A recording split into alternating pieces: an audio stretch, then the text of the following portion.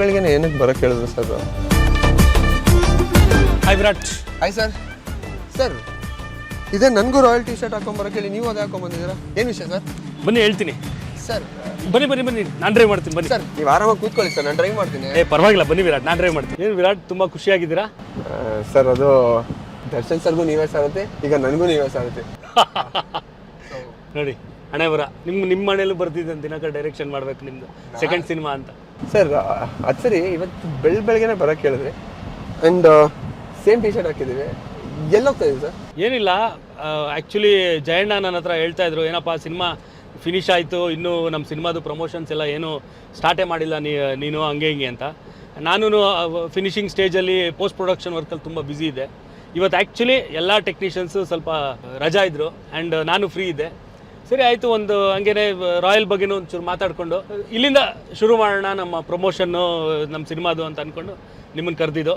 ಸುಮ್ಮನೆ ಹಂಗೆ ಹೋಗ್ತಾ ಒಂದು ಲಾಂಗ್ ಡ್ರೈವ್ ಹೋಗೋಣ, ನಾನು ನೀವು ಇಬ್ಬರೇ. ಸರ್ ಇವಾಗ ಬೀಯಿಂಗ್ ಅನ್ ಯಂಗ್ಸ್ಟರ್ ಒಂದು ಇಂಡಸ್ಟ್ರಿಗೆ ಬರಬೇಕು ಅಥವಾ ಇಂಡಸ್ಟ್ರಿಯಲ್ಲಿ ನೆಲೆಸ್ಬೇಕು, ಇಲ್ಲೇ ಬೆಳಿಬೇಕು ಅಂತಂದರೆ ನೀವು ಇದುವರೆಗೂ ನೋಡಿರೋ ಹಾಗೆ ನಿಮ್ಮ ಎಕ್ಸ್ಪೀರಿಯನ್ಸಲ್ಲಿ ಏನೇನು ವಿಷಯಗಳು ತುಂಬ ಇಂಪಾರ್ಟೆಂಟ್ ಆಗುತ್ತೆ, ಏನೇನು ವಿಷಯಗಳನ್ನ ಫಾಲೋ ಮಾಡಬೇಕಾಗುತ್ತೆ ಸೊ ದಟ್ ಇಲ್ಲಿ ನಮ್ಮ ಕೆರಿಯರ್ ನೀಟಾಗಿ ಮುಂದೆ ಹೋಗೋದಕ್ಕೆ?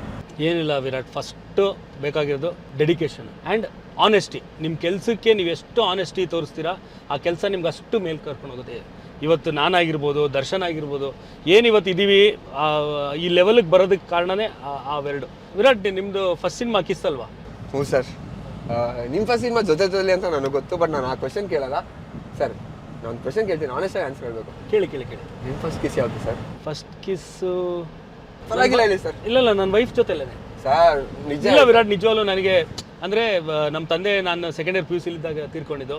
ಸೊ ಅವಾಗಿಂದ ಒಂದು ಸಿನಿಮಾ ಡೈರೆಕ್ಟರ್ ಆಗಬೇಕು ಕೆರಿಯರು ಅದೇ ಇತ್ತು.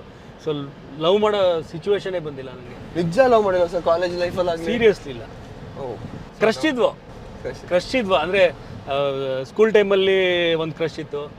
ಆಲ್ಮೋಸ್ಟ್ ನನ್ನ ಫ್ರೆಂಡ್ಸ್ಗೂ ಗೊತ್ತು ನನಗೆ ಆ ಕ್ರಶ್ ಇದ್ದಿದ್ದು. ಬಟ್ ಯಾರ ಮೇಲೆ ಕ್ರಶ್ ಇತ್ತು ಅನ್ನೋದು ಆ ಹುಡುಗಿಗೆ ಇನ್ನೂ ಗೊತ್ತಿಲ್ಲ. ಸೊ ಮ್ಯಾಮ್ ಗೊತ್ತಾ ಸರ್?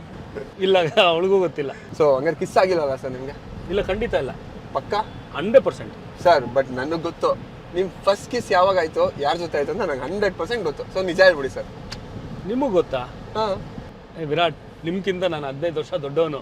ನಾನು ಆ ಟೈಮಲ್ಲಿ ನೀವು ಮೋಸ್ಟ್ಲಿ ಚಡ್ಡಿನೂ ಹಾಕೋತಾ ಇರಲಿಲ್ಲ ಅನ್ಸುತ್ತೆ ಸರ್. ಬಟ್ ನಾನು ಹೇಳ್ತೀನಿ, ಬೆಟ್ಸ್ ನೀವು ಒಪ್ಕೋತೀರ ನೋಡಿ. ಹೌದಾ? ಹಾಂ, ಹೇಳಿ ಸರ್. ನಿಮ್ಮ ಫಸ್ಟ್ ಕಿಸ್ ಬಂದು ನಿಮ್ಮಮ್ಮ ಜೊತೆ, ನಿಮ್ಮಮ್ಮ ನಿಮ್ಮ ಊಟದಾಗ ಎತ್ಕೊಂಡು ಒಂದು ಮುತ್ಕೊಟ್ಟಿರ್ತಾರ, ಅದೇ ನಿಮ್ಮ ಫಸ್ಟ್ ಕಿಸ್. 100% ಟ್ರೂ. ಯಾಕಂದರೆ ಎಲ್ಲ ಮಕ್ಕಳಿಗೆ ಫಸ್ಟ್ ಕಿಸ್ ಅನ್ನೋದು ಸಿಗೋದೆ ಅಮ್ಮನಿಂದ, ಇಲ್ಲಾಂದ್ರೆ ಅಪ್ಪನಿಂದನೇ. So you are right. Yes, ನನ್ನ ಫಸ್ಟ್ ಕಿಸ್ ನಮ್ಮಮ್ಮ. ಸೊ ನಾನು ಗೆದ್ದೆ ಸರ್. ಗ್ಯಾರಂಟಿ ನ್ಯೂಸ್, ಸುದ್ದಿ ಖಚಿತ, ನ್ಯಾಯ ನಿಶ್ಚಿತ.